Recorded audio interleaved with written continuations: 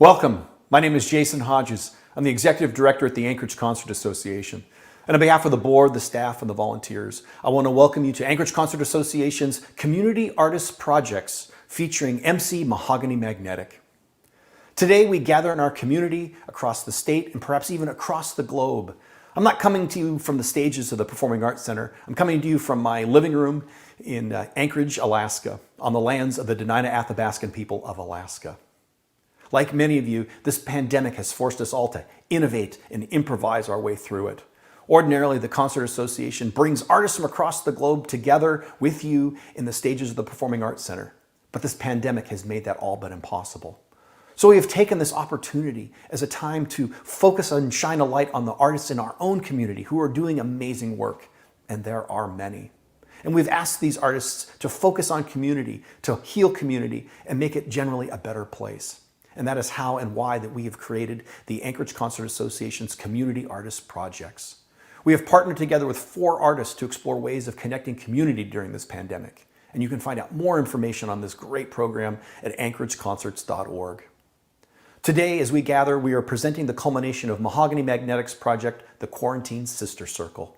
This project explores a brand new work, is a hosted conversation with both cast and crew that looks to encourage empathy and compassion. The virtual performance will be followed by a moderated Q&A with Mohagani and the show's artists. We hope that you will join us for that. In the meantime, all we want more than anything is to gather together again in the Performing Arts Center to put on live performing arts. But before we can do that, what we ask you to do is to follow the community health guidelines. Wear a mask, wash your hands, and stay 6 feet apart. And when your time comes to get a vaccine, please do so. Because then and only then will we be able to get back together at the Performing Arts Center, to sit shoulder to shoulder, to clap and laugh together and experience live performing arts. And I hope that we can do that again very soon.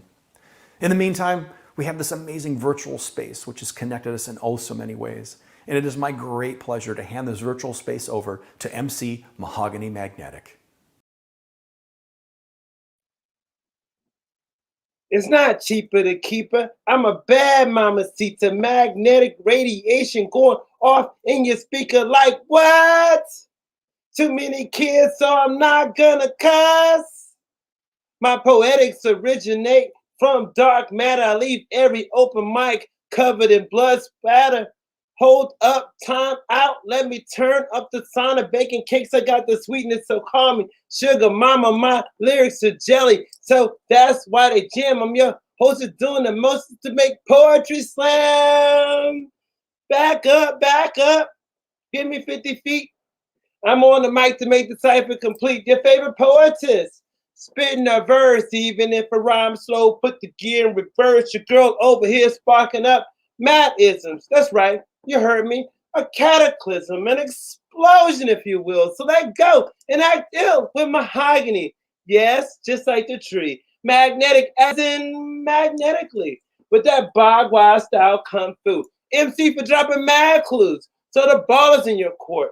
What you gonna do next? I done showed you my good side and I'm still vexed. There's nothing wrong. You can't fix me. I'm a lady, but still rip off my clothes like Bill Bixby. Then turn all sexy green on your ass just like she all smash. And your entire paradigm has been terror transformed.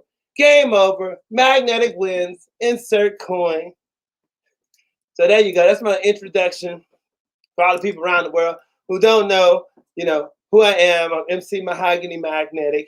And I am just so delighted to be here with you all again for the second night, for our production, the Quarantine Sister Circle's production for color ladies who have considered pool tabs for their last $2.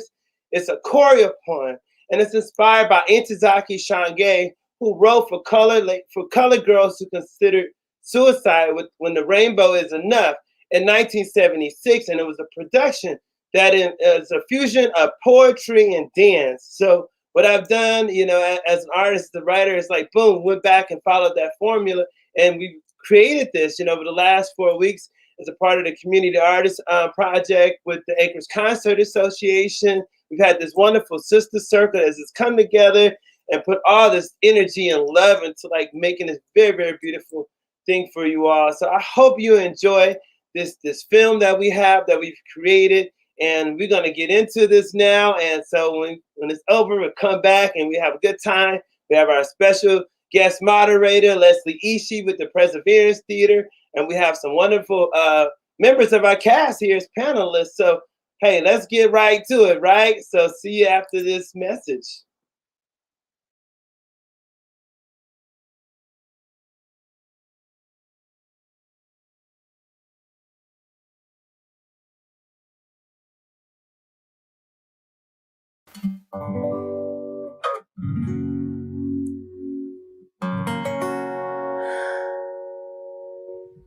These last $2, I'm not gonna lose. These last $2, I'm not gonna lose. One's going for the bus fare, other one for the jukebox. I gotta hear me some blues.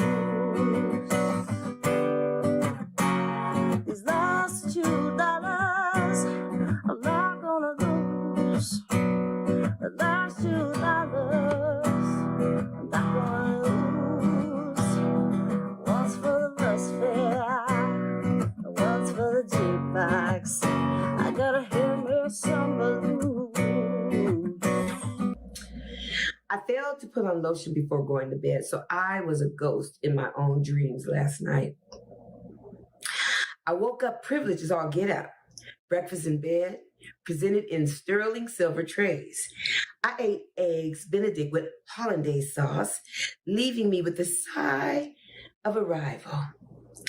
Pat the child on the head, kissed Bay on the lips, then drove to work as a lone commuter in the HOV lane.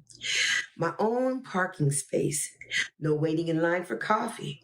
I even won a game of rock, paper, scissors against my colleague. Undeniable. The good life. No one contended with anything I had to say in the morning staff meeting. The boss man praised my work. I felt my high level of private education finally pay and reward me with a plaque. Employee of the Year for the 3rd year in a row. Doors were open to me while roses showered my feet. Adorned, I could do no wrong. I drove home 5 miles under the speed limit and soon saw flashing blue and red lights. The siren overpowered my custom audio system speakers, so I pulled over. What's the problem, officer? My license and registrations were ripped apart by the hands of the officer. I was dragged.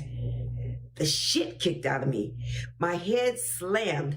Blood from the depths of my gut splattered on the side of the one-way dark road. Blackout. Wake up in a cell with a bunch of fugly mofos staring hard at fresh meat. I am a brand new member of the Yo Ass in Jail on a holiday, so don't think about getting out till Tuesday club. Oh shit. What was I to do? My story was unbelievable. Speed laws don't apply to the rich and famous. Furthermore, Beyonce is my second cousin on my baby mama's side. I'm a card-carrying member of the NRA, and yes, I voted for the president, so why all the animosity? I don't understand. Bailed out on my own recognizance. Before the sun rose on Saturday, I showed those fugly mofos back in that cell that money talks. I rode the bus downtown to the car impound. My eyes were still swollen, but I searched for the date and the year in the newspaper. Hopefully it was 2021 and not 1954. How could the police officer kick my ass like that? I donate yearly a substantial amount of money to the police union. I pay taxes. I have a MAGA ball cap for every day of the week. God bless America and no place else. How could this happen to me? To me? The lady on my left kept shoving me with her elbow to get my attention. Both of your eyes are damn near closed shut. You are blind trying to read. Look, lady, I'm just trying to pass as a normal citizen riding the public transportation system. Well, ain't that the truth? You are definitely passing for stuck on stupid. Oh, good. She got off at the next stop and left me to my own business. Home and fresh out of jail in my own neighborhood to find my friends judging me with icy eyes of disdain. Really? What did I do now? Where did I go wrong? I know I didn't brush my teeth, but I wore the same tailored suit I wore the day before I drove away in my luxury car. So what was so different about this walk from my driveway to my door? The child ran off weeping and Babe couldn't look at me direct. You charlatan. What? Imposter. Fake. Phony. Fraud. I hear it all echoing twice from our dining room walls, yet I still could not understand what the ruckus was all about. They just got to get over it. A needed break, so I propped my feet on the bottom rung of the coffee table to contemplate my woes until my quietness was shattered by the sound of crashing broken glass from somewhere in the back of my house. A gunshot, then 2, 3, I don't know. I counted 9 before I heard the action of a shotgun. Like Breonna Taylor, they never announced themselves, yet tightened the lock of the handcuffs with a tiny key. My attorney argued mistaken identity. The judge rejected my police brutality claim. Out on bail back home to feel hot summer air whistle across shards of the broken glass in the back door, Bay and the child fled to the grandparents' house in the next town for safety. Alone. Bored as fuck, I decided to run no longer than my ankle bracelet timer allowed me to be away from my home. Monitored. House arrest. Gone like a streak of thunderstorm lightning, I was off to the races in my own zone to clear my mind. A loose pack of hunting dogs gave chase to my heels. Through the woods when night falls, I'm lost, but I feel the moss side of the trees, and I look to the North Star to guide me to freedom. I outran the dogs, but not the mob of angered citizens on patrol. They said I fit the description of a burglar. But you know me. I attend the neighborhood association meetings regularly. Your children play with my child.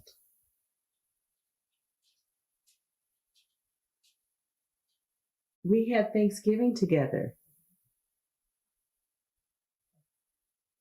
Don't you remember the fruitcake I gave you for Christmas?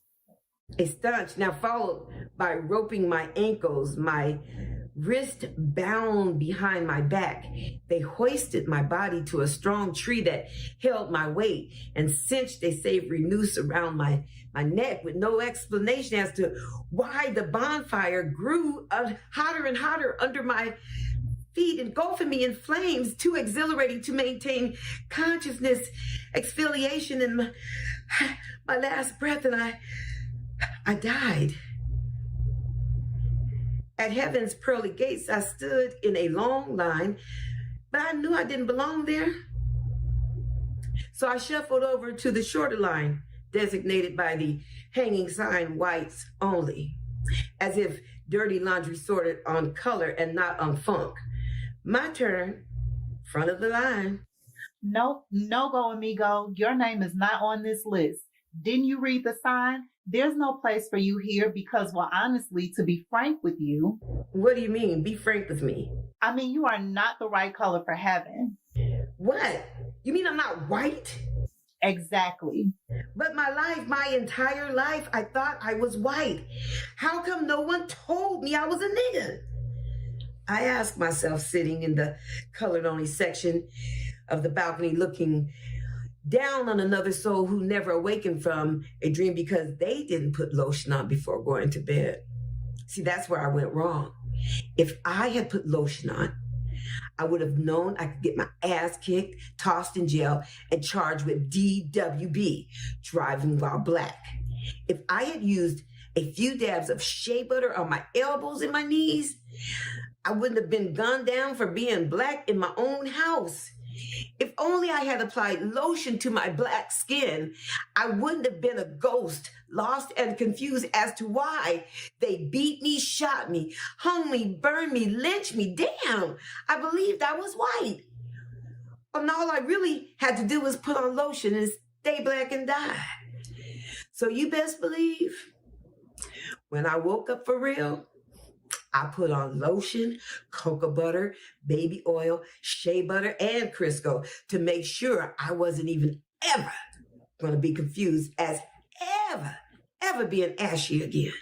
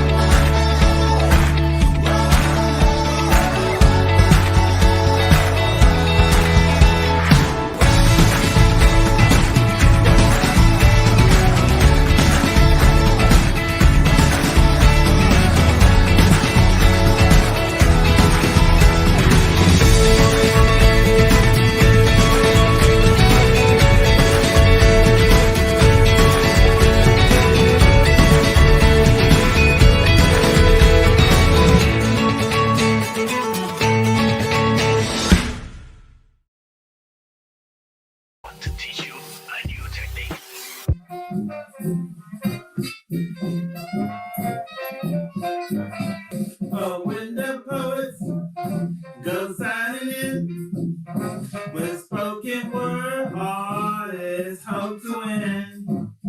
Oh, I want to be in that number to steal their snaps, claps, rock them of thunder.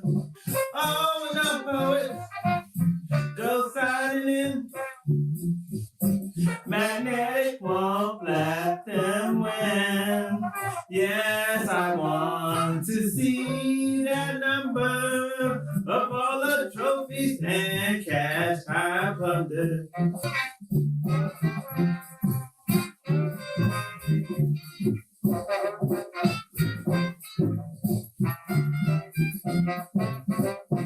You see, Lady Luck had not been on my side for quite some time now. But everything is on the up and up now. 2 nights ago, I caught the bus to the Pool Tabs open mic at the bar down the street from my house. Yep, the one with the jukebox in the corner. Lately, I haven't been able to win for losing, but I messed around and won $3 the other night. However, a lady at the Pool Tabs lost all her money and was feeling the blues. On stage, the lady in pink didn't just sing, she sang.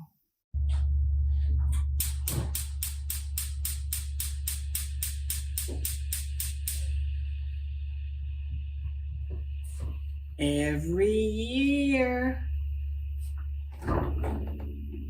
crunching numbers in November. Let's have a moment of silence to remember the fallen.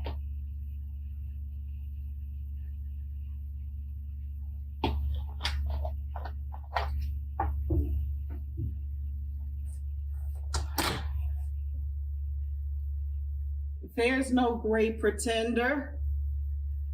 We know it was murder for being transgender. Stabbed, shot, and strangled. The police aren't working any angles.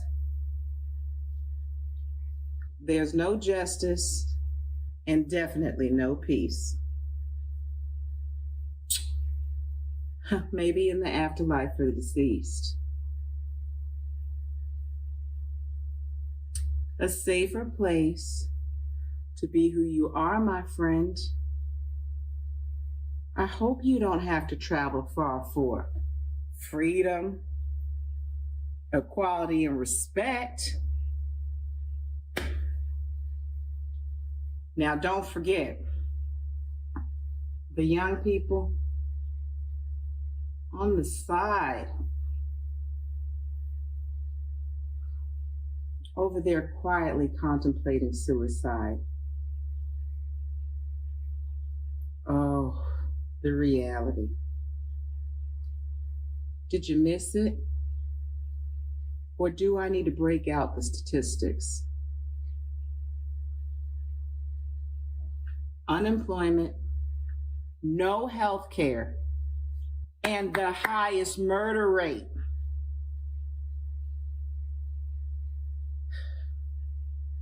It's clear gender nonconforming people can't get a fair shake.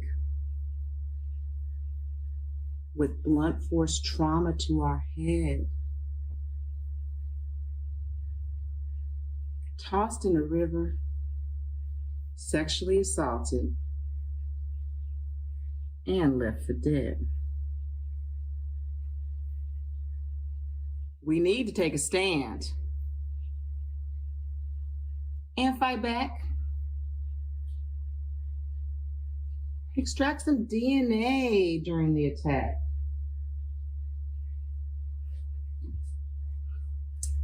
We don't need any more victims. We're all just trying to make a living. The lady at the pool tabs who lost all her money was not in the mood for somber poetics and demanded a change of pace from the bartender, who ignored her request and allowed the free-flowing session to commence. The lady in purple hoped encouragement would soothe the loser. Girlfriend, sister girl, or should I say queen, you reach, accomplish, and live the dream. You have the youth of fine wine and inspire the most creative rhymes. I'm so happy we are tighter than micro braids and never apologize for how we misbehave. Besides, nice girls never make history. But you and me, we wrote the book on victory. Laughter for hours on the phone is our weekly custom. Along with telling folks we are BFFs, sisters, or cousins, we just have so much in common. If in grade school the principal was summoned, our crazy behinds every day for being in class and talking anyway, thick as thieves, partners in crime. Like car seats, we get each other's back all the time. I respect the joy, encouragement, and love you bring around. Girlfriend, sister girl, you no longer need a tiara, you deserve a crown, accompanied by honorific poetry. I don't care what they say, you are a queen to me. I must say, that lady in purple was somewhat impressive. Had me feeling like a queen my damn self. A lady at the pool tabs lost all her money and wasn't feeling anything like a queen. So the lady in black decided to get on the mic and read a dadgum eulogy. I'm so tired of my people dying, all the mourning, pain, and crying. Women, hold up. Let me catch my breath before I say goodbye to the last death. They say life is short, but I think it's hella long. A lot of times standing at wakes being strong. I wish it could all be so simple. But I'm 44 and still getting pimples. From toxicity and stress in the air, even the children know how to spell despair. Broken families drawn in their coloring books, while adults peek into caskets for one last look at the face of their beloved. Take that see you next lifetime shit and shove it. Where the sun doesn't shine, too many deceased are blowing my mind. First, there was my brother from another, my big mama, then my sister in the struggle, then Little Red, my big cousin. Got me acting a fool, showing out and cussing. Now you tell me my Kung Fu master is dead. And of course, I can't get the last murdered Negro out of my head. I should take a page from my aunt and keep a black dress in my trunk, along with a pair of dress shoes, so I'm ready to meet the bearer of bad news. And the fallout is always some drama. Lord, help me if something happens to my mama. I just might turn loose and unglued, treat people nasty, acting all kinds of rude. Seriously, I got a broken heart, still mourning Sandra Bland in the dark. Can we all just get along like Rodney King? Praying for my voice so I can sing praises for some wonderful people in their Sunday best, looking all regal. For the last time before the dirt is shoveled to cover the hurt, leaving family, friends, and concerned citizens to write obituaries and make decisions. For the last time before the dirt is shoveled to cover the hurt, leaving family, friends, and concerned citizens to write obituaries and make decisions. In honor of all my people that died, oh, how I miss you. Oh, how I've cried. The colored ladies clapped and cheered, but a lady at the pool tabs lost all her money. The eulogy only dampened her already gloomy day. All the colored ladies except me invited her to the stage with open arms to tell her story so they could see how they could be of more help. The lady at the pool tabs who lost all her money clutched the microphone to speak her blues. I lost all my money tonight, and I wouldn't be here if my man treated me right. The son of a bitch took me to court today to make sure I surely pay. The judge dared to ask if my house is a hot mess. Well, of course I said yes. He doesn't work, and he uses my mailing address. He gets online spreading rumors and then dares to say I lack a sense of humor. Rent is due the first of every month, but mind you, not a single penny from this stunts. He's a lazy bastard, a slimy slob. But, Your Honor, the reason why I don't have a job is because what happens is I don't get paid. Every time I go for an interview, I get chased away with a can of Raid. Well, I told the judge about his insect friends. Eating and drinking in my kitchen they spend. I told the judge, I've had it up to here.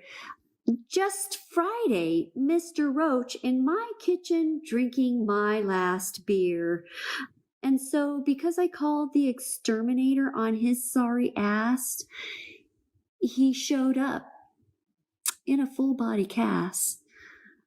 The judge ruled in his favor, of course, based on his full-headed fable. And that's why I'm here at the pool tabs table. I appreciate you colored ladies. Truly, y'all keep me from going stone cold crazy. Social invites so few so far. Who dare to approaches when everybody thinks I live with roaches? A lady at the pool tabs lost all her money and garnered support from the other colored ladies who had nasty homes as well and related to her blues. They walked around the bar with their hands out until they came around my way, begging for a donation for the nasty woman who lives with roaches and lost all her money. I seized my last $2 in the palm of one hand, while the lady in orange got up there and commanded the mic. So yeah, that's right. I'm not sorry, my friend. Your mom is drinking the Kool-Aid again. With a new hairdo and fabulous looks, while hijacking food stamp books. Not in need of any government assistance, just straight abandoned the resistance. I remember back in the day she held a protest sign. Nowadays she's living high and mighty on luscious wine. Hanging out at the Rotary Club and PTA, pretending to be straight when everything about her is gay. And now you know Mohagani is no roommate. And there never was a hot man date. But that's not all your mom's got going on. I listen to every word of her song. She volunteered to be the first to build the president's wall. She never fell from grace. It was Humpty Dumpty's fall. All the Queen's woman didn't do a damn thing to put her fractured soul back together again. Do you even know the flavor she was drinking? Or what the hell she was thinking? Even the boogie can't be blamed for this. I'm sorry, my friend, but your mom is a hot mess. After the lady in orange broke it all the way down until it was forever broken, I inserted 2 quarters in the jukebox for some Johnny Taylor Down Home Blues. But the lady at Pool Tabs, who lost all her money, waited for me to have a change of heart, but all she got was a soda water from the lady in blue, who said, "Now look here, colored lady. I ain't getting any younger. I'm the kind of woman that doesn't donate to child hunger. I don't give a hoot about the March of Dimes or breast cancer awareness. No disrespect, but in all realness, I don't buy green bananas because I don't have that kind of time. I don't feel sorry for you because these last $2 are all mine. And I'm not going to lose.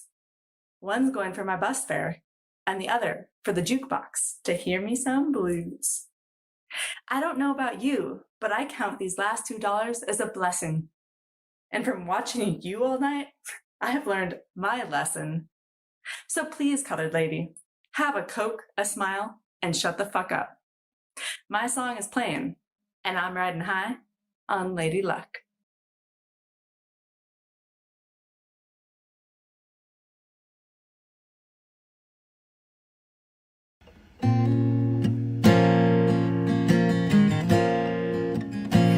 My skin is black.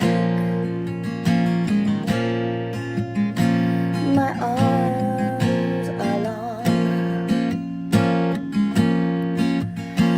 My hair is woolly. My back is strong. Strong enough to take the pain inflicted again and again. What do they call me? My name is Sarah. My skin is yellow. My hair is long. Between 2 worlds, I do belong. My father was rich and white. He forced my mother late one night. What do they call me? My name is Saffron. My skin is tan.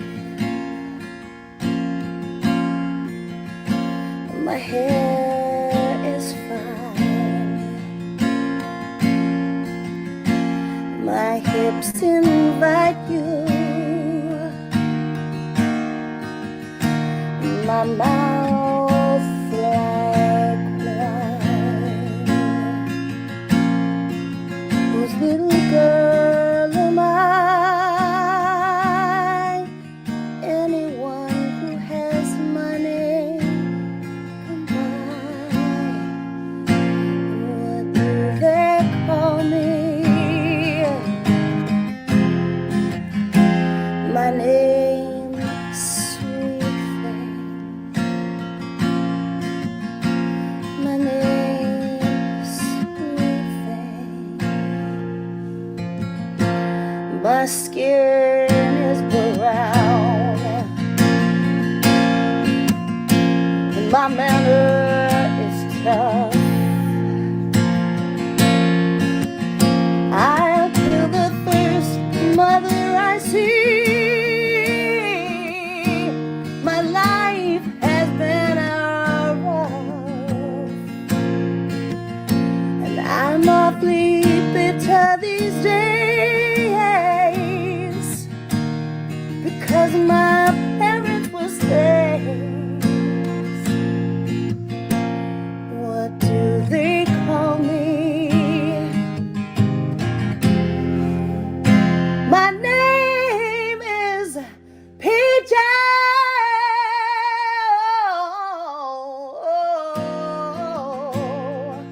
My name is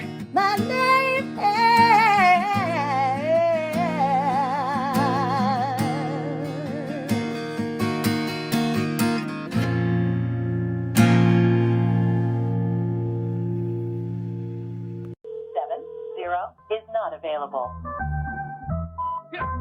Real tight, it's your big sister up in Alaska. Just been going through some things. I just need to talk about it, you know? Because what I'm saying is, like, these damn roaches, they everywhere. I thought they were going to come up to Alaska, but these mother uppers got a winter coat they just bought from the damn REI winter store and shit, you know what I'm saying? So there's some mother upping insulated roaches. You know, I just want to get one of these roaches and ring and just whoop his ass, you know what I'm saying? Put an ass whipping on that roach, you know what I'm saying? Woo, these damn roaches. Eating my pizza, drinking my soda, smoking my weed. I can't believe these roaches done moved to mother up in Alaska. What's up with this? Peace. Shouldn't be so confident. Any reason why not? As they take their mark, they got to stay in their lane. Then they got to get set. They got to get their thoughts together. So do we when we start our day. And lastly, they get ready to go.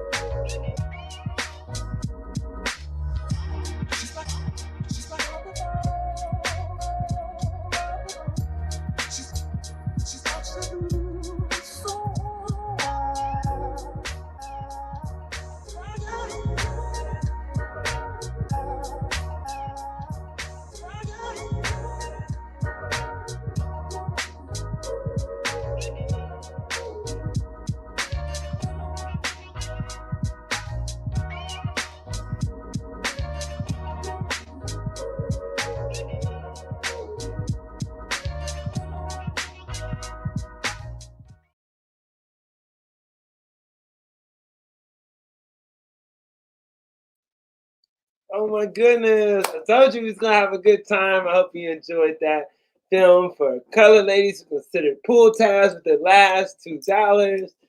Totally a labor of love and a wonderful like choreopoem. I think it's a wonderful ode to Intizaki Shange and Johnny Taylor, because that's the other part I forgot to talk about last night.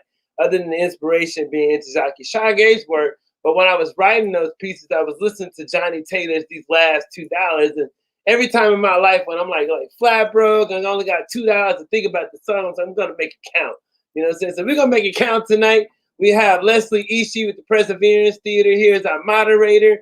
We have our panelists, and oh my gosh, the black lady, the pink lady. You know, we got Blue Lady, we got it all working out for you. So I'm gonna let Leslie take it away, you all. Oh my gosh, I first have to do this. Bravo, bravo, bravo to you, writer, producer, oh my gosh, director of this piece, and your magnificent ensemble. Wow. All I could keep putting was truth telling. Thank you.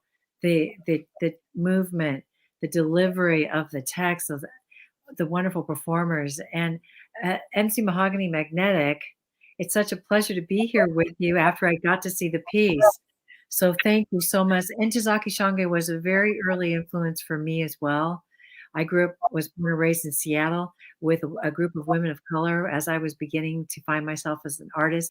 And the Black women in our group brought it. They brought it, and it was my early political education and an education as a performer. So thank you for honoring Ntishake Shange's work. Incredible. It's cool to like, to Mhm. write and have my own pieces, but to have the opportunity to like give honor and bring this back, you know what I'm saying? Because I've been many choreo poems around the nation and world since then, and if they are like, I don't think so. But this is, what I'm saying, I've used the formula, I would say, and like boom, apply my own magnetism to it, I guess, for a better word. Yeah, absolutely. That's why you are magnetic. It's so Yeah. clear. Yes. I can't wait to share with your ensemble because I have some thoughts about how powerful it is that they put movement to your work. Yeah. There's some interesting thinking in the field right now about that. So thank you. Yes. And I just want to acknowledge as we bring this ensemble on that behind the scenes working for us and supporting, lifting us up is Becky Kendall, the Anchorage Association's community collaborator. Thank you, Becky. I know that you'll be supporting us as we move through this evening, this wonderful opportunity to talk with the cast. And I understand there's a chat function so that our audience can engage with us. So please use the chat, and we'll be checking that. And we have lots of folks helping us out with that, so that if you have a question or a comment, we can be sure to bring that into this wonderful virtual space. So welcome to this beautiful ensemble. Shall we just go around and do introductions? Maybe I could start with you, Antavia. Antavia, I want to start with you, and then will you pass it to one of your wonderful, talented colleagues? I will. Thank you. Hi, my name's Antavia Hamilton, and I'm one half of the Pink Lady. There is my friend Maya over there, who I met through this wonderful, wonderful production, and I'll pass the mic to her. Yes, my name is Maya, and I danced the role of the Pink Lady in partnership with Antavia, and I'll pass to Destiny. Hi, I'm Destiny. I am the Black Lady dancer, and I will pass it on to Miss Corinthia. Hi, I'm Corinthia, the lady, the orange lady, and yeah, awesome to be a part of this. And I'm going to pass it on to the blue lady. I think it was the blue lady. I'm still learning names. Yeah, my name is Becky, and I was the actress for the Blue Lady. And I will pass it on to Heidi. Hi, I'm Heidi, and I did the songs and play guitar for the show. And I will pass it back to Leslie. Thank you so much. Wow. Welcome to the space. Great, great work, you all. Oh my goodness. I was so moved. And at times I'm like, oh, that's truth.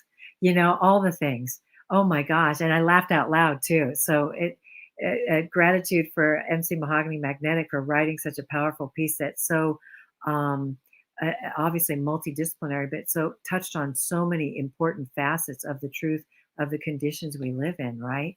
So I have a question. I'm going to ask the dancers first, because in the field right now of the arts and culture field, and I'm particularly in theater, as we look at racism and the impact of racism and all the oppressions, we're finding out it's not just an intellectual exercise that we think about these things.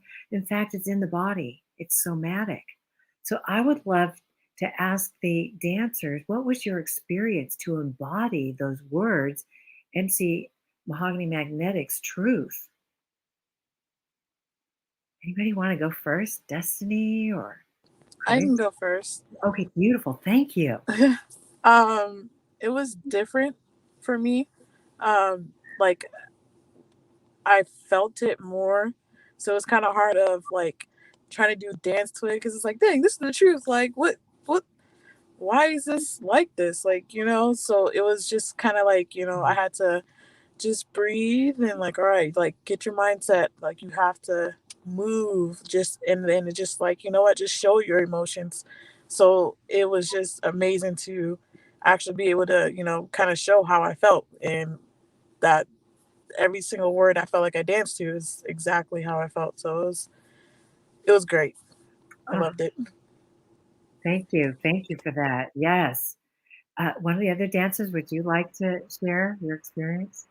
Sure, I can speak to that too. I echo what Destiny said, that the opportunity to embody the words and to a part of that is simply feeling my feelings about my piece in particular.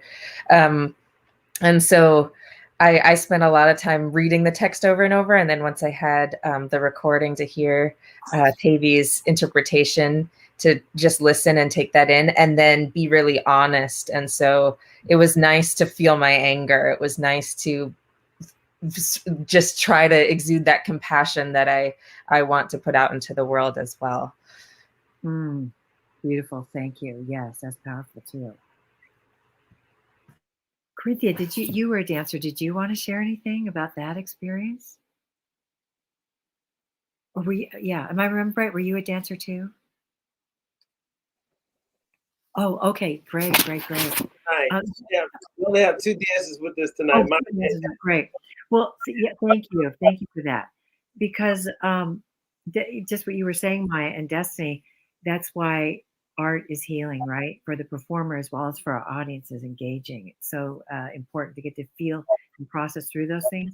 And as an audience, we engage with that. That's a healing process. I want to just lift up in the chat that, oh, wow. From the Women's Power League of Alaska, someone is present saying, this was wonderful. Wish content like this existed when I was coming up in Alaska as a young woman, ! Great work all. And please know my family and I continue to be proud supporters of the ACA.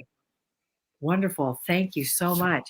And then I understand we might have somebody joining us from Uganda tonight. If you are able to tune in, we know the time difference must be just vast. Thank you, lifting you up. And all the viewers, thank you for tuning in. It's so powerful to have you with us, to have the work of this ensemble, to have it witnessed, right? Thank you. It means the world, even virtually, your vibes come across to us. I see a question in the chat. It's thank you, Becky. What was the inspiration behind the music? It helps to have that in on the screen there so all of our ensemble can take a look and let their mind, bodies, and spirits process through. Heidi, would you like to respond? So I'm going to pass that to Mohagani because she chose the 2 pieces. She asked me to sing and play them, but they were ultimately part of her whole show and her, work. So before you pass that one over to Mohagani. Hang on one second. Before you pass that off a little too quick, can you just talk about your experience performing it? Because we're getting really conscious about how the work comes through our minds, bodies, and spirits as performers. So, to be honest, I wasn't too familiar with either of those 2 songs, but I just completely fell in love with them. I listened to them over and over, and then I found my own way to play them and sing them and draw from how they made me feel. And it was just such an honor to even be asked to sing those songs and be part of this. So it was very special to me. Beautiful work. Thank you for that. Thanks for your artistry. Thank you. Please, yes. I don't know how long Heidi and I have been friends, right? But there's just sometimes like just chilling, and she'll call and she's just like playing music. I'm like, oh my gosh, it's so wonderful. And it's a lovely experience. And so when I was here, like, oh my gosh, okay, we got to complete this film. I definitely need like music to, open it and close it. And so, like I say, the inspiration was definitely Johnny Taylor's Last $2, which is a blues song. He was an R&B blues singer songwriter. I think he passed away around 2011 or early 2000s. And it was a song that I grew up with. I'm originally from Houston, Texas, so it's like a really, really deep blues song. And when you listen to the song, the lady at the casino, she lost all her money on that gambling machine, and it's just like, yeah. Can you do a lady a favor? Can you loan me $2 next time I see you? And so that was important to have. And then, like, in closing, I say the best song for this piece is Nina Simone's For Women. So, and when I was like trying to figure out how to like sample this stuff, whatever, make it, and Heidi like text me in the middle, like, hey Mo, what you doing? I said, oh my goodness, I really need your voice. I really, really need you on this thing. And I'm so glad that she did. Like, Heidi came in and like, oh my gosh, it's like you talk about the icing on the cake. I mean, she put the icing on the cake, the little the little letters and everything, the candles, and lit that. Yeah, I'm about to cuss. And on fire, like boom, that's what we needed. So yeah, I'm really thankful for her presence here. I mean, it just brings volumes. I mean, goodness gracious, it did the damn thing. And thank you so much. Beautiful. Thank you for that, Mohagani. It's nice to have your insight on that. I want to go now to those who performed the words. What was that? You were processing a lot there as well, bringing that to life off. It's so special when you take that text of the author of MC Mohagani Magnetek and you lift that off the page and it comes through you. What was that for you? I see you nodding, Corinthia, Octavia. Yes, Becky. And who would like to go first? I can go first. Thank you. Again, I'll say again, when I read it the first time, it just brought me to tears because of the truth and the truth that you wish wasn't really like this. But it is what it is. So it's like I just was impressed with the depth and the insight of Mohagani's writing is just awesome to me. It is completely awesome. And I was honored to be able to do it, but it really did hit a note on the inside of me that just brought me to tears. Yeah. Yeah, understandable. Very powerful work. Powerful words. Yeah. At a time when the truth feels so important. Yeah. So critical. Yeah. Oh, thank you for that, Corinthia. Yeah, and again, being a child from 1962, so I've been around for a minute and have gone through some things. Oh, I think that maybe the Wi-Fi got unstable. We'll hope Corinthia can come back. Okay. Octavia, you want to share? It looks like you've. Yeah, I did. I do want to share. For me, with each reading, I connected more with the words. And for the first couple of readings, I was going fast and keeping it light because one of the gifts that Mohagani has, I've known Mo for many years, but Mohagani has is that she takes very sensitive, very painful material and she presents it in such a way that it's lighthearted and you find yourself laughing. And then when you pause, you're like, wait, that's not funny, And so I had to do several takes of the reading and actually, hear the experience come through and allow it to come through. And that's what I did when I heard the words. And then I was thinking and reflecting on how gifted Mohagani is because we got to go through that difficult material and present it in a way where people can pause and think about it, but understand in a way where they could empathize and support and possibly help, or just even understand without drawing them into the pain. Just saying, this is an experience to be aware of, and I just want to show this to you. And I just felt it was so brilliantly done. I'm very proud of her. I am inspired by her, and I'm like honored that I was asked to be a part of this, because when she asked me, it was so very casual. And when I got the material, even, I mean, she does everything with the Mo Flair, right? So we're going into our quarantine circle, and we're talking and we're laughing and we're going over the material. And then to have it reach the point where it's a finished production and be like, oh my gosh, this is a testimony, you know, and it speaks on so many levels to so many voices. And she brought so many different people together to harmonize and share this. And I'm just in awe. It's a wonderful work, and it's my honor to have been part of this. Oh, thank Ontavia. I think pardon me. I think I said your name incorrectly the first time. Thank you for that. It is a testimony, isn't it? And when you move, you are so right. The rhythm is so critical. When you moved around from the refrigerator to the oven, and then just looking just past the camera, which felt like you were coming towards us, that was really powerful to have those moments in between, those transitions to, like you said, have it sink in. Yeah, and really feel and hear the words. That was powerful. Thank you.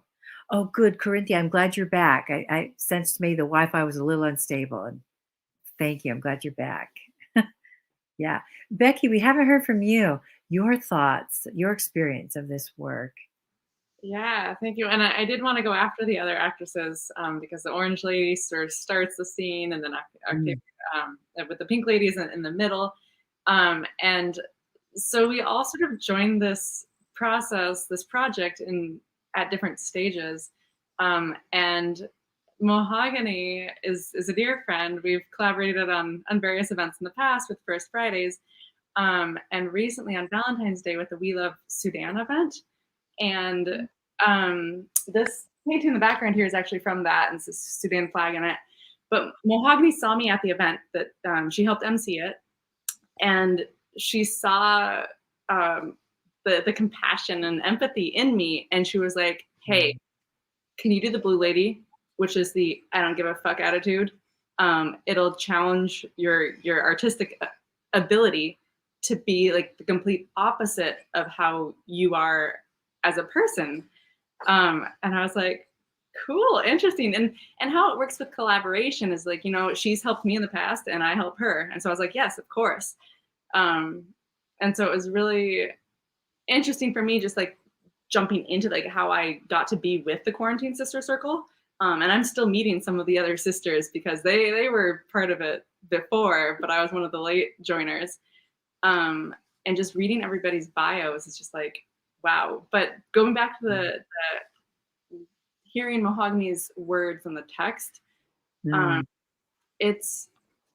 it was very, very moving. And like some of the other sisters shared, her words, they're strong. They do speak the truth. But like others have said, like in a way that's more approachable. And that brings that humor into it. It just,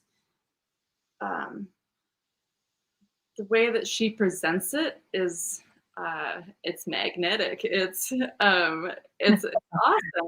And like, we need pieces of art like this and projects like this that do speak that truth. And in general with this, that allow us to show that empathy, that compassion, that connection. So. Definitely beautiful. Thank you, Becky. You mentioned the compassion, the empathy. That the empathy is really all of that, right? So important because, of course, I'm seeing this work. I'm not in the ensemble, so I'm like audience. And what I'm noticing is the power of your relationships in the Quarantine Sister Circle. You're obviously learning, like you said, meeting and deepening and collaborating. But let's just also name how powerful this work is too, because MC Mohagani Magnetek, you have this beautiful way of working cross-racially, cross-culturally, and in this day and age, this is so critical for how we move forward and have hope and have healing, right? I just want to lift that up. It says so much about who you are as a human being, and also what in your own process, obviously around healing, I would imagine, creating what that has brought to you in your lived experience, you know, being called to this. And that brings me to, we have a question. But my next question had to do with this anyway. So it's working out perfectly, y'all. Our audience is in sync with us. The question is, Mo, after the idea to write this choreo poem settled in, how long did it take for you to bring it all together? And I want to know, about producing, writing. You helped direct it. You brought this forth. You birthed this, your baby here, if you will, with this incredible ensemble. Yeah, can you talk about your process? Well, I wrote it I began writing it in 2018.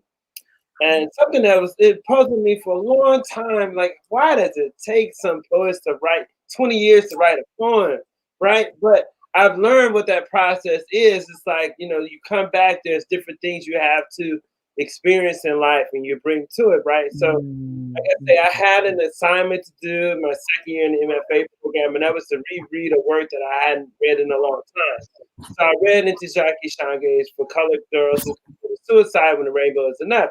And at the very end of it, like in the post matter, the epilogue of it, she asked the readers to create your own choreo poem. So I was like, okay, cool.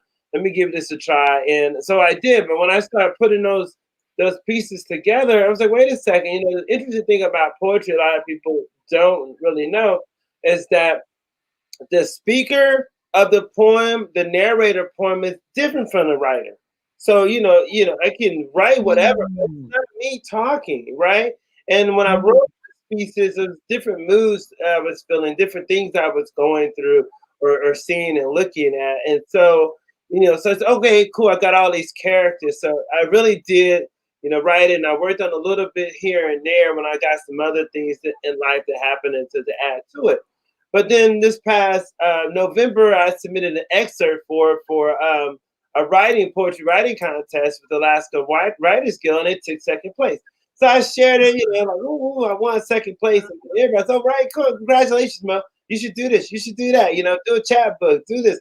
And then, like, boom, the Anchorage Concert Association reached out to me about the artist project. So it's like, cool. So I was like, okay, this is my idea, Quarantine Sister Circle, and we'll do this choreo poem as if this is giving something to do in the process. So so much sooner than I ever imagined it happening. Much, much sooner than I imagined. So you're talking about November, December, now we hit the end of February. It's like, wow, this is really gonna be a thing. And it still wasn't real until, Corinne, the Orange Lady, it's like, I woke up close in my own dreams. I didn't put on lotion. I was like, oh my gosh, someone else said my words. And so still, it was just like, it was a lot. It came together very, very fast. And it was supposed to be this screen reading, this reading that we was going to do. But like, we should do a recording so we have a clear, presentation. Davey was the one that said that. I was like, all right, cool. But then like, the filming and editing and getting all the pieces together, that's where it was a lot of work. I'm really exhausted. But yeah, so we'll sleep later, all week long, maybe. But who knows? You know me, I'll be into something else. But yeah, it was it's been a really, really interesting process. And I'm really, really thankful for this. It just really stretched me as an artist. And I'm a director. Like, wow, I really did like bring a cast together and draw, got stuff out of people. I did that. Like, yeah, and did this film thing. Like, okay, let's go. It's a big deal to edit it, put it all together, let alone write it and bring the right players and ensemble together. Those are projects in themselves, So yeah, and then to capture it and then bring it to fruition and the piece we got the honor to see tonight. Thank you for that.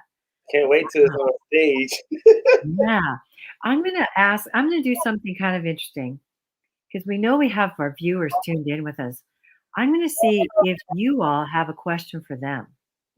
And then we'll field the chat. And then I'll have a little thought for you all while they might add something to the chat. Any question you want to ask the audience? Yeah, Corinthia, I see your head nod. Yeah, I would want to know, how did it affect them? Yes. true just because it's hearing the word of God. words. I mean, yeah. I mean, did you feel? I mean, was there guilt? Was there, compassion? Was there anger? I mean, how did you feel hearing it? Yes. Okay. So our audience, please put it in the chat. How did you feel hearing and experiencing this piece? Beautiful. Yeah, wow. I'm always curious to know what people think about my little commercials. Like nobody, I mean, I've been telling these corny jokes and they just not land. Like I'm like, yeah, and the poet, and I love that. It still cracks me up. In the roaches, it's like, yeah, the roaches. Yeah. Let's see if they have a chance to put it in. Okay. While we wait for the audience to respond, and hopefully they have been, so we'll hope some of them are still with us and they can respond. Let me back to our ensemble here. Gosh, what was it like being in the Sister Circle and during this pandemic to be able to come together and create? Becky, you mentioned compassion, empathy, that experience. Yeah, can you just talk about the ensemble experience of being in the quarantine Sister Circle? Yeah, Destiny, any thoughts? I know we haven't heard from you in a minute. Or Maya. Or Becky, I see your hand here. I can go. So with the quarantine sister circle, for me, what I really appreciate with it is just the opportunity for connection. And somebody mentioned it earlier, it might have been before the show, but meeting new people during the pandemic. I think it was Maya that was saying that. And it's just human connection is so important in life, and the aspect of community. And Mohagani has been amazing, and bringing us together and letting us get to know each other and learn about each other. And everybody comes from a different background with different experiences, with different talents, and like bringing that together in that fusion, that meld, and allowing future projects to happen. Like I'm already excited to talk to Heidi about some future music projects and like some of the dancers too, because I like promoting music, art, storytelling, and dance. Music, art, storytelling, and dance with Raíces del Mundo, which I lead. And so it's just like it's a network opportunity, as well as the connection and community aspect. Beautiful. Thank you, Becky. Wonderful. Yeah, Corinne, did you want to go? Or Destiny, please. Yes. Okay. So I didn't know much about like the group, like we kind of just got asked, like, hey, can you guys do a dance? And I'm like, yeah, there's nothing else to do. Like I haven't danced in so long. So, I kind of beat myself up when I was reading everything because I was like, oh man, okay, how are we going to do this? Like it feels like, I feel like this project has like pushed me towards like, do it now. Like here this is, there you go, do it. I even had to call Miss Corinthia because she's like my mom, my second mom to me. And I was like, how am I supposed to do this? Like, do I just flow? Do I like, how does this work? I'm like, I was freaking out. So when she said, just flow, like you got it, just flow. And I was like, okay, just flow. And it flowed right out. Feelings came out. So, this project's really just like, it helped me like, all right, I still got it. Like, I still got it. Like here, do this for me. Got it. Come up with something within a day. So yeah, I really enjoyed this and I hope to do more. I like to be tested. So. Oh, beautiful, Destiny. I know as an artist, right? I like that. To go with your instincts too. Have to move on it and go with your instincts. Hey, Corinthia, thank you for encouraging her. Yes, Corinthia, you have a thought there? Well, no, I like the diversity and that nobody was excluded. And so that really touched me. I mean, it could have been an all black cast. It could have been, but it wasn't. And so the diversity, even with the physical, limitations, but not limited, was just beautiful. I love that. I absolutely love that. So I'm really, again, Mahogany, awesome. And I'm grateful. Beautiful. Thank you for that, Corinthia. Beautiful. Diversity is inclusion, is a part of moving forward, isn't it? It's powerful and important. We find ways to keep that practice going. Yeah, one of the things I want to say is that I believe this. Any writing, especially of whatever script, the story, should be so well driven, developed around character that anybody can play that character. You know, I just like a few months ago, I noticed the prediction of Lorraine Hansberry's "A Raisin in the Sun" in China, right? And then like some of these, friends of people are talking about, oh, that's like cultural appropriation. It's like, don't we do like doing this kung fu shit all the time in our little music videos and everything, It's like, yeah, we can't be the gatekeepers of culture. We create culture, but it's not ours. You know what I'm saying? It's for the world, it's for the universe. And so and these are timeless messages. And I must say, like, last few days, I have some women friends who've really gone through some terrible things in terms of sexual assault and sexual harassment. And these stories, just like Nina Simone's "For Women," like Heidi and I was talking about this other day. That song would have been completely different. It was like, and in her day, it would have been "For Negro Women." It would not have been the same. Not have been the same message. It's timeless. Like, yo, we're just humans, period. We're women, and we are going through these same experiences. Oh my gosh, it's just I'm really, really like been upset about the amount of domestic violence that's been taking place in homes. Now we're a year into the quarantine, the pandemic. There's some horrible things going on, and this is just it just brings me back to why this work is so important. Why are we doing here? Why are we building community and sisterhood and strengthening and empowering ourselves? And yeah, it's so bad. And that old phrase, we laugh and keep crying. And I think that's what goes on in so much of my work. 'Cause I'm really crying. I'm really in tears, but I just have to look at it a different way. But yeah, this is really good stuff, and I'm so thankful that the artists, the actresses, the dancers, the singers brought so much of themselves to this work. That's all I need. That's all I want. That's right. Absolutely. Thank you, Mahogany Magnet. Yes. Yes. Powerful. That power of the arts, the power of the creative process with each other, for you to even have the spark of the idea, knowing I've got to write this, all of it. Yes. Say, we do have someone responding in the chat to your question, Cynthia.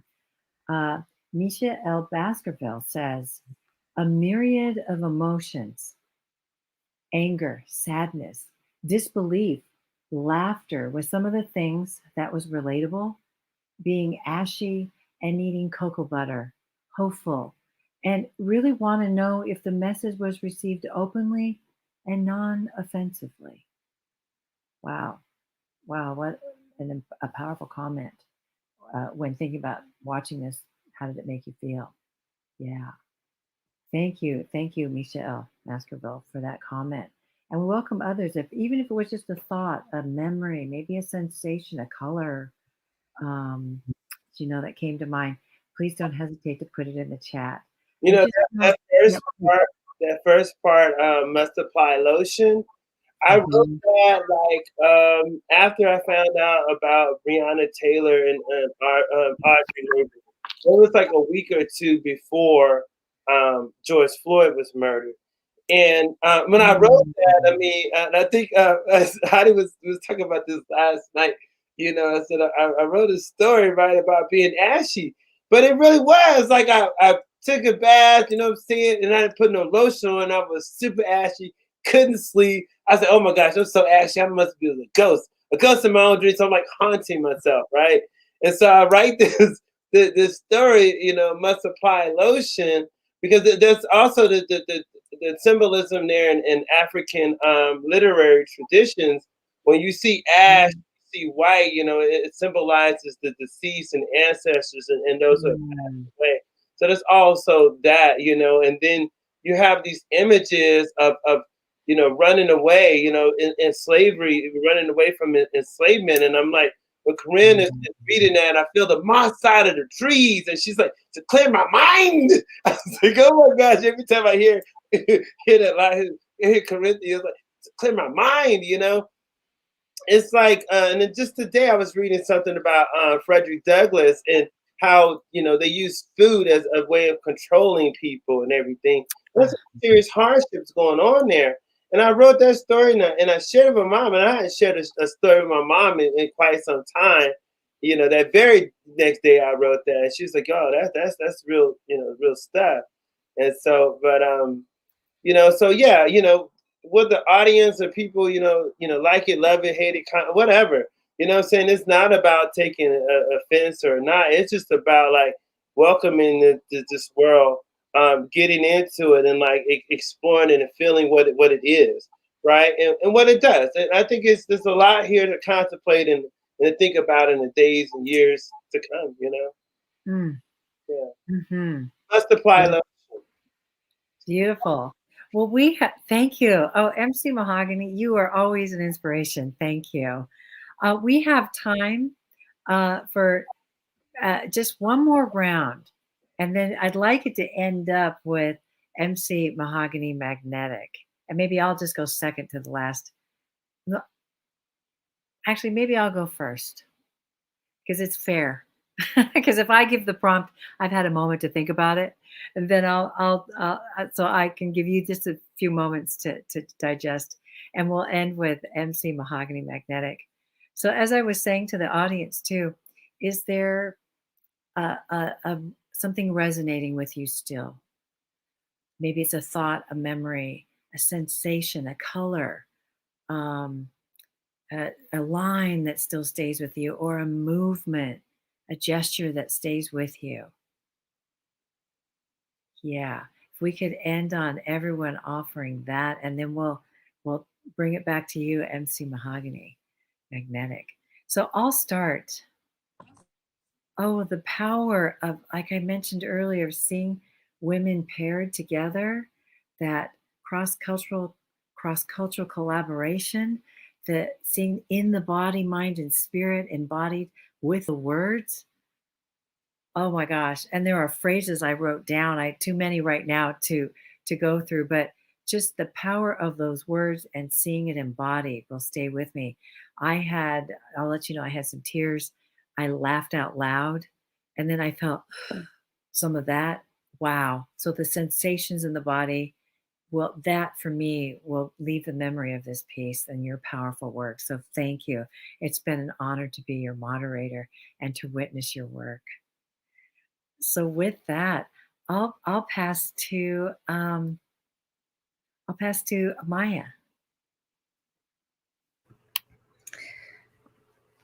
Thank you. It's nice to have this to reflect on to close us out here. But I just noticed this time watching, I kept seeing different details in those pairings, and I think what's sticking with me is how unique each individual is, and then how unique each pairing is, but also how much we are the same, and how the interpretations of through words and through movement are different, but they're aligning. And I just I'm processing that and enjoying it each time, and thinking about how it applies maybe in life or in these relationships moving forward.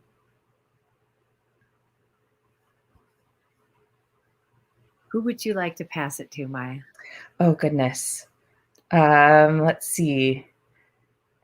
Tavy, I'll pass to you, my pink lady counterpart. Thank you. I love words, and what I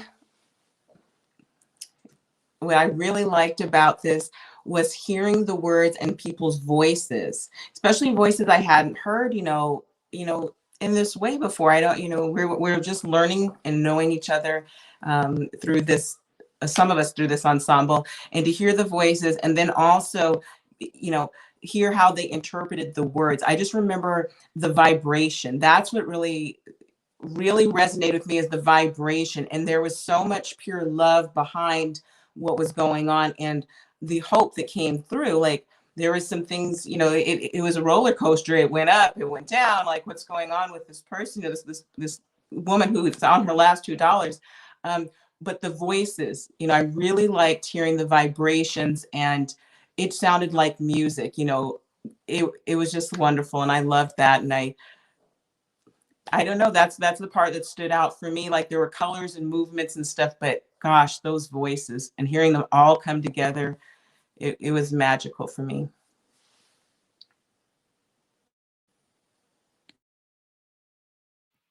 Who would you like to have go next, Tavia? Yeah. Pardon me. I'll go with Heidi. Heidi, you're next. Thank you. So I came in kind of late in the game, but I'm still, like I said before, I'm so happy to be a part of it. But I think what really resonates with me is how Mohagani pulled it all together, and the people that she chose, and the diversity, and just how the homage she did to the original piece with that rainbow of people. So I think she did just a beautiful job. And everybody did so amazing. I mean, it's just, the whole thing has, I mean, it's amazing to me. I am so proud to be her friend and be a part of this, and to have done this with all of you lovely women. And I hope maybe someday we can work together again.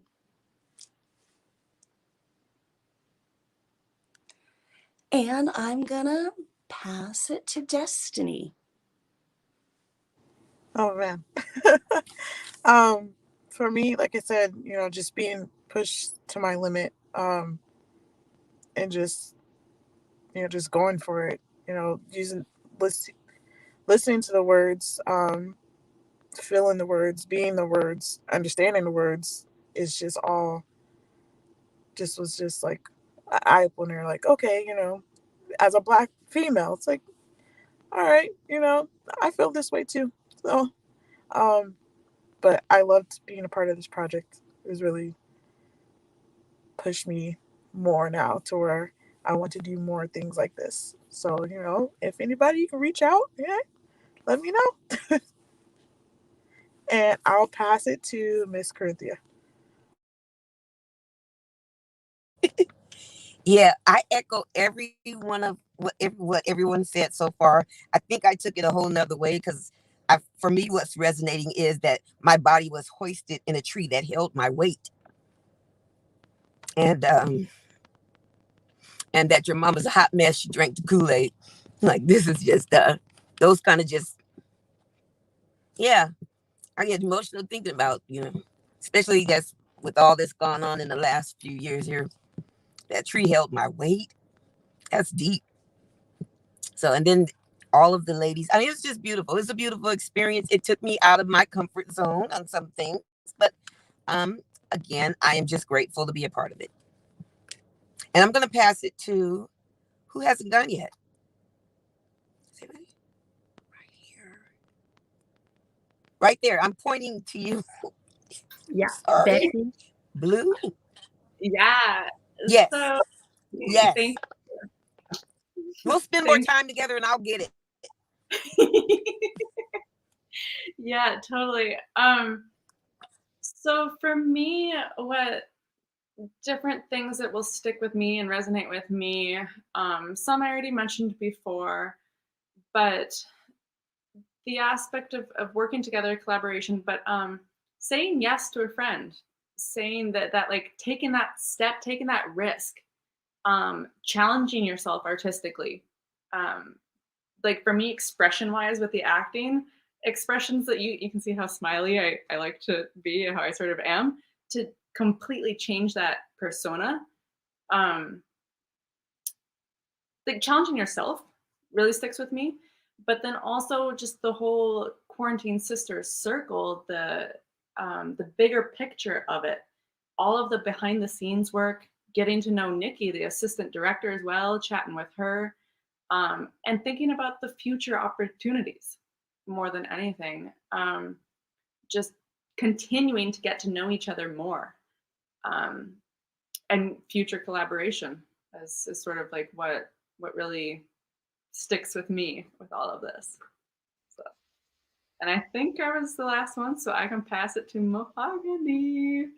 Y'all best believe we're gonna be into some more stuff. You know me. If you know me a long time, oh my gosh, we just getting started here. The fun is just like just beginning. So I know that it's like, and I never know. But Anna's the who plays the yellow lady. She's my neighbor on the third floor. She said, Mahogany, I can't ever leave you alone because for 2 days you're always getting into something. I was like, I know. Even when I'm sleeping, like opportunities are like coming, and whenever I have an opportunity, it's like, man, I'm gonna do it and do my best because, like, it's important. We doing this work now here deep in the pandemic, so best believe what we are doing and what people are seeing and feeling, they're gonna want this on stage. You know what I'm saying? And we're gonna be moving into some other places with this work. And I'm glad, Becky, you mentioned our assistant director Nikki Smith. And because as the assistant director, she's been like a jewel in helping keeping this thing together because you can't hold it together no more. I need help. And so she like totally came in and helped with the administrative stuff. And she's also my other friend from high school. We all graduated. Her and Tavia and I graduated from East in '94. So let's go T-Birds. So it's just like so wonderful, to be there. And if you can, DJ Becky, please put up Misha's comment, her last comment. Misha, y'all, is our choreographer. She is the other like half. Yeah, this me is the writer director. But what was this work like without choreography and dance? And so I'm glad we have her statement here. Let's see if I can read and talk at the same time. I enjoy. Matter of fact, Leslie, can you read this for me? Then I don't have to like look at the screen like that. Sure. Yeah, I have more direct to the screen. Misha L. Baskerville. I enjoyed reading, working, and being a part of this project. It's a breakthrough project that touches the heart and really makes you think about life. Your life experiences, as well as what your neighbors experience, might be no matter the color. It also brought together the cast members of different ethnicities to deliver the message, showing unity, and that in itself was powerful as well. Thanks so much. It's like, yeah, we need to hear from our choreographer, you know what I'm saying? It's like, because it's not all MC Mahogany Magnetek's doing. And I mean, and it couldn't be. It's like, gosh, so happy that Misha came on board with this because this is the essence of a choreopoem. It's poem and choreography. And I was like, look, I really can't dance. I have everybody doing the RoboCop and the Running Man. That's pretty much all I know. Some old 90s dancing. People would have been backspinning if it was up to me. So, but that's all I had to work with. So, to have Misha, in there and like, boom, bringing this the words like boom to life with movement was just magnificent. And I'm just so like role as the colored lady and the blue lady because when I was like putting everything composing the film and stuff, I was like, we were missing the blue lady's bio. Who is this blue lady? And so yeah, and I forgot we had to double up on that character, but it was Misha. She just put a wig on and she had a mask. I was like, oh my god, I'm totally thrown off. And that just goes to show how great of a dancer she is because just like in the poem itself, like I said, I have these different characters, different voices. And clearly in her dance and movement, she was able to embody different characters so much so they look totally distinct, two different dancers, two different characters. Thank you so much, Misha, for your work on this project. And we're going to do some wonderful things in the future. And I'm glad you're all like a part of this. And it's been a wonderful night. And so, yeah, tomorrow, 2 p.m. Alaska Standard Time. So that is 6 p.m. on the East Coast. So hopefully tomorrow we have more folks on the East Coast involved in our conversation and viewing. And yeah. So tomorrow is on and popping, and it'll be our last show of the weekend. And it was just really awesome experience. And I thank you all very much. Please, and if you haven't already, donate to the Quarantine Sister Circle. We got this little pot, that we're gonna put in. I had to use my little own information because I couldn't figure out how to get a group account that said Quarantine Sister Circle. But nevertheless, you know what I'm saying? It's because one thing about, building sisterhood and community, you know what I'm saying? It's like, boom, let's circulate some income, get some money in people's pockets, So, we need to, yeah, we going out, with our last $2. Like, can you do it later?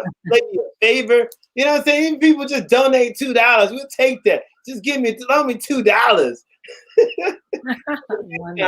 You, right? Beautiful words, beautiful words. You think about the pandemic, yeah. Loan me $2 to the next time I see you, right? And yeah. So if you owe people money for 2019, you know what I'm saying? You're good.